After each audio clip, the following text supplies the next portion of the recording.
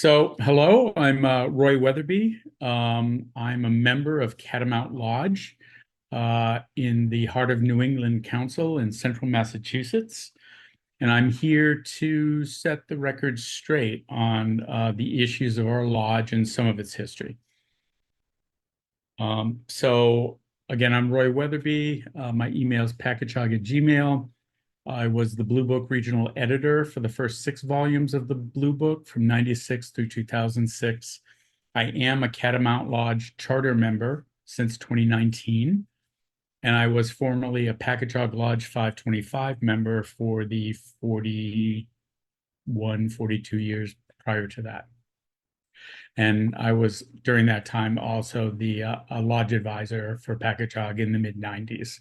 And I'm currently advancement chair for my son's troop. I've been collecting patches since 1977 when I attended my first jamboree, which was actually the Canadian Jamboree. And I switched my focus to New England OA back in 1987 when Rob Cutts published his New England Memorabilia book. So I'm going to start with a little bit of the ancestry of Catamount Lodge. So Catamount was formed by the merger of Packagehog Lodge 525 and Grand Monadnock Lodge 309. And I've got the first issue of each of those lodges pictured here. Just building a little family tree here, since some of that ancestry lodge history tends to get lost. So stepping back up through the family tree, Grand Monadnock Lodge 309 was itself chartered in 1993 from the merger of Quanapin Lodge 309 and Nicowegie Lodge 329. And going back one more level, Quanapin Lodge 309 was chartered in 1966 from the merger of Sessusid Lodge 309 and Watadic Lodge 319. And I'll note here that Sessusid Lodge 309 was chartered in 1945. And I mention that only because it will become relevant later in the presentation. But it's the oldest lodge in this part of our state.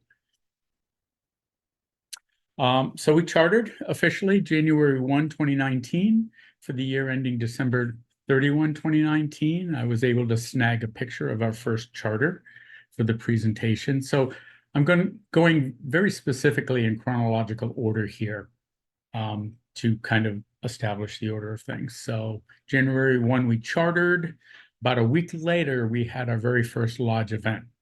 So our first official lodge event was a birthday-themed winter fellowship. It was held at Camp Split Rock on the weekend of January 8 through 10, 2019. And we had a big party, big birthday party was the theme of the event. I'm hiding right there under the sea. And we had our first birthday cake, which is kind of a tradition now at these events. So that was catalog number is cake 1. But that was it there.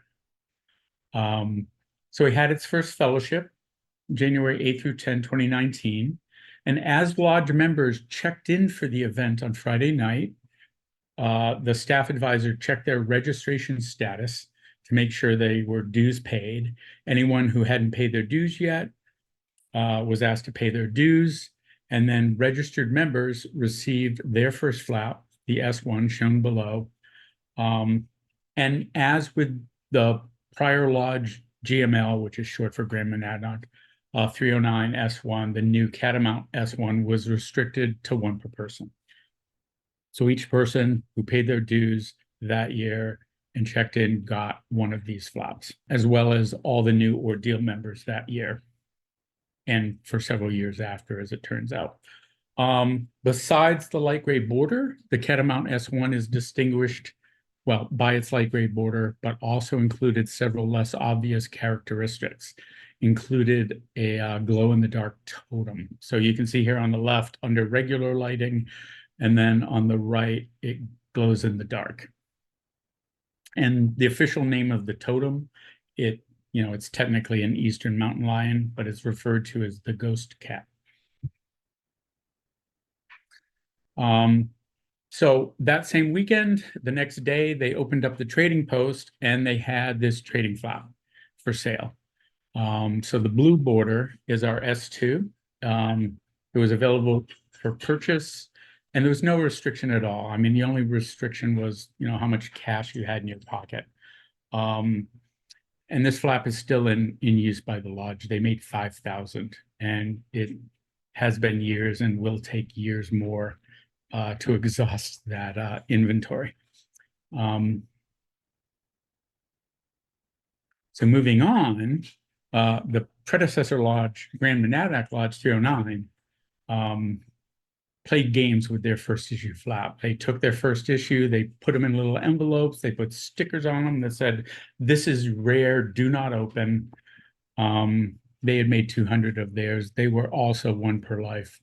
But they had notes about saying, if you don't want to wear this patch, bring it to the next lodge event and trade it for an S2.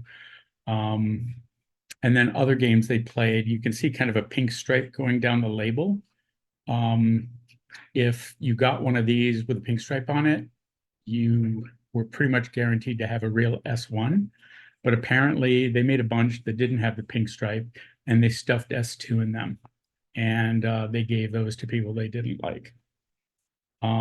So fortunately, the new lodge avoided some of these, kind of shameful things that the predecessor lodge did with their first flap. And then in full transparency, these images are snagged from Patch Scan. There were 1,000 of our first flap issued, and it was still being issued as recently as last year. So I know at some point people were inclined to call it a charter member flap. And of course, all the charter members got one, but so did all the ordeal candidates in 2019 and 2020 and 2021, and I think perhaps as late as 2022. So there were 1,000 of the gray border issued, and I suspect now most of them are out. And then there were 5,000 of the trader flap, and that's what ordeal members are getting now. And we'll continue to have those for years to come. So Packagug Lodge 525 had been scheduled to host the 2019 New England Fellowship, which is what they call the Section Anyone Conclave. And it was scheduled to be held at Treasure Valley. And so the new Catamount Lodge pulled itself together to host this event. So in the same year where everybody's going through growing pains and merger pains and the just the confusion that kind of follows with that, we had to pull everyone together and pull off a fellowship, a conclave. So these were the conclave patches that they did. And then the lodge issued 2 round patches to members that participate. So we had an R1, which was available to everyone who participated. And then we had an R2 with staff in black in the middle for everyone who worked the event. And for the staff members, those were 1 per person. But those were our first 2 odd shapes, our first 2 rounds. And then the banquet the following year, they introduced an endowment fundraiser flap. It has a bright green mylar border. It says endowment donor 2019. I remember buying mine at the banquet in 2020. And this would be our 3rd flap. And it was priced higher because it was intended to raise money for the Council Endowment Fund. And then we had these other like tchotchkes. This was one of the other earliest things that the lodge had put out. It was a combination keychain with an LED flashlight out of one end and this like screen cleaner on the other end. So that was an early piece that we had put out. And then probably later that year, Catamount introduced its own executive committee flap. These were 1 per person to the youth chairman and officers on the committee. I understand that some, but not all, committee advisors got them as well, limited to one per person. I don't have data on how many were made, though at one of the banquets, I saw someone holding a bag of like 50 or 100. So these are going to be around for a while as well. But they are restricted in how they're issued. And then moving on to 2020, obviously the 2020 NOAC was canceled because of the COVID pandemic. But prior to that cancellation, they'd already designed and pre-sold as a fundraiser the following bottom piece. It wasn't a two-piece set. It was simply designed to fit below the S2 trading flap. So if you put the S2 and this patch together, you did have a two-piece set to trade. But the NOAC was canceled. It didn't happen. Here you'll see 75 years of cheerful service as of 2020. Obviously, at this point, the lodge is only a year old. So that is a reference to the founding of the oldest ancestor lodge, Sisusid 309, which chartered in 1945. And then again, it didn't happen. This is a lesser known piece because it was one per person for the delegates who had actually registered and paid for NOAC, even though they never got to go. They still had this delegate patch that they got, kind of as a consolation prize in some sense. This is pretty scarce. I don't think many people know about it. So I wanted to, introduce that in this presentation as well. And then for 2022, obviously that NOAC happened. So the lodge produced two-piece sets as a fundraiser for the NOAC contingent. There was a purple border trading set, and then there was a gray border labeled contingent set. Both sets were available for pre-order, though the non-contingent members would not receive theirs until after the NOAC was over. So, that way the people trading at NOAC were the actual contingent members from the lodge. And then I have the quantities made. So you can see here on the purple side, they made extra flaps so that people could have flaps for trading. But then the other numbers were based on how many were pre-ordered and paid for. So on the contingent set, which was supposed to be the more limited, and it was by a few, they made 154 of the two-piece set. But it turns out in terms of people ordering, they only needed to make 159 of the bottom purple bordered set. So not a big difference there in rarity. And then, as I mentioned, they were available for pre-order, and then people who pre-ordered got them after the event. And this is pretty recent. I don't know the exact year that this came out, but I think it's been used for at least the past 1 or 2 years. The lodge has a branding iron, apparently, and they've been making these leather patches as a token and handed out to ordeal candidates at their call-out ceremony. So something new. I'm not aware that they were issuing anything to candidates prior to that. But it may simply be that, I haven't seen them yet. And this sort of thing, goes home and goes in a drawer, once they get their OA flap to sew in their uniform. And so the question of the night was, show us your most recent council or lodge issue. The flap below was unveiled at our 5th anniversary banquet just a few weeks ago. And sorry for the faded, it was actually projected on a movie screen. And so the design here is kind of washed out. But this flap is being issued both for the 100th anniversary of Camp Winoxet, which is one of our 3 council camps. But there's also like a 5 here with a candle representing the 5th anniversary of the lodge. So the design was unveiled at the banquet. And then, we had our 5th anniversary cake, and they've begun, pre-selling them here. I went to PatchScan and actually found this patch on PatchScan a week ago. And then I went there again this weekend to pull down the image of the actual patch, and it wasn't there anymore.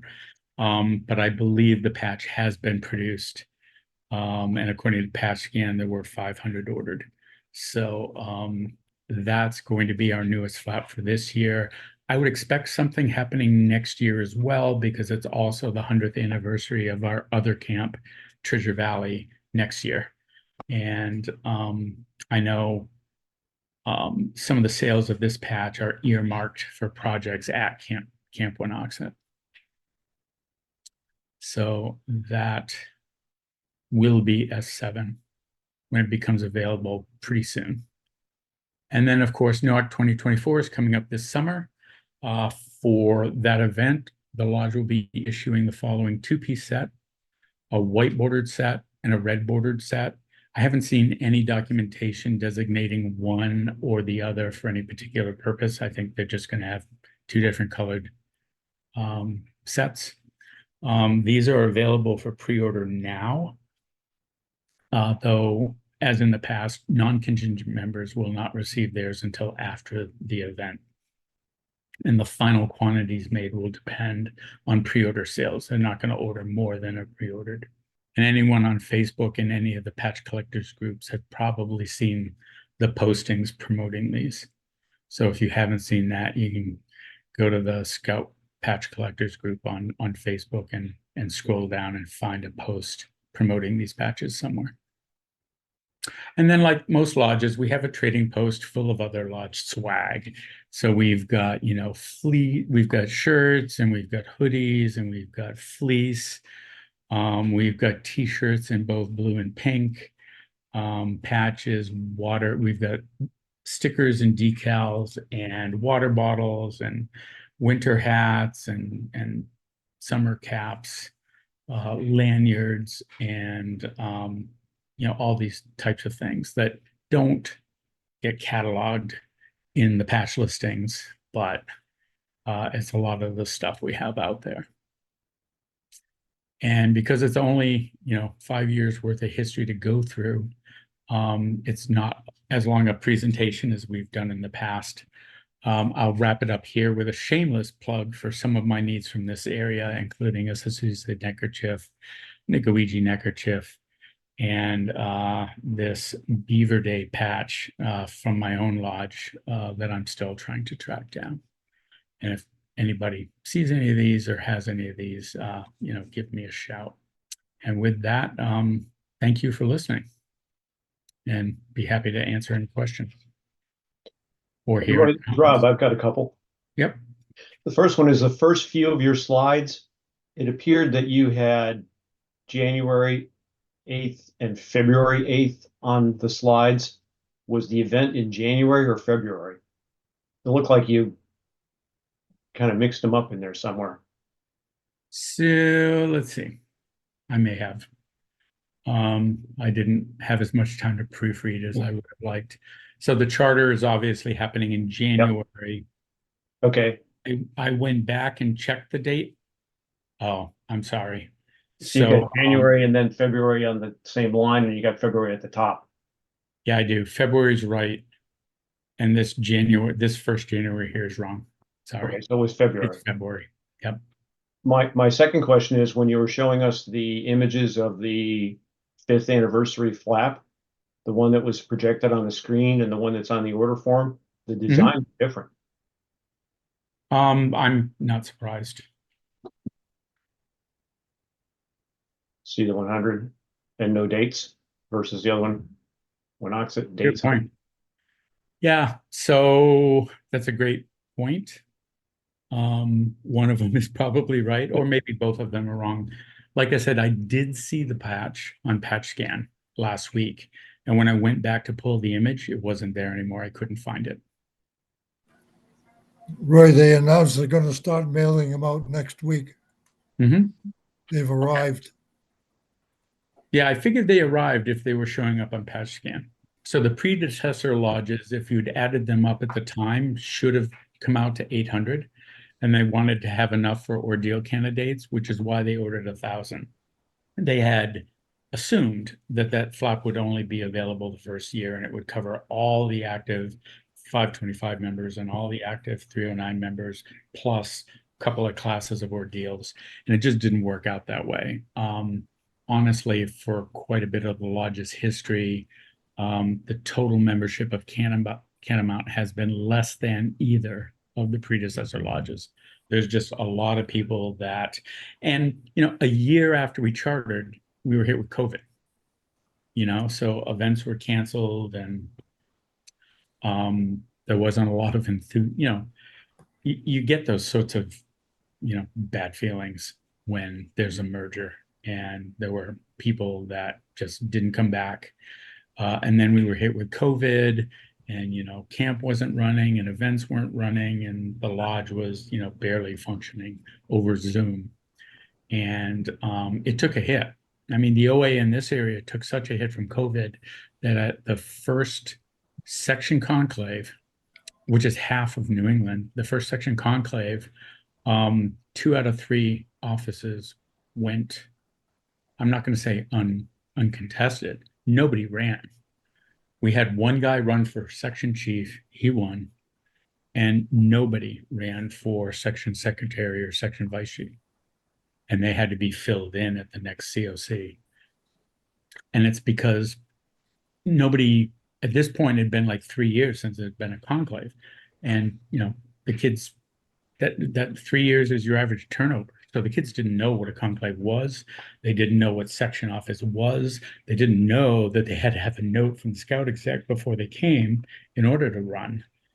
And it's been a rebuilding process ever since. We were up to 200 at the last section conclave, but that's down from 800 in 2015. So just the OE in general up here has taken a hit. I'd say our lodge is now,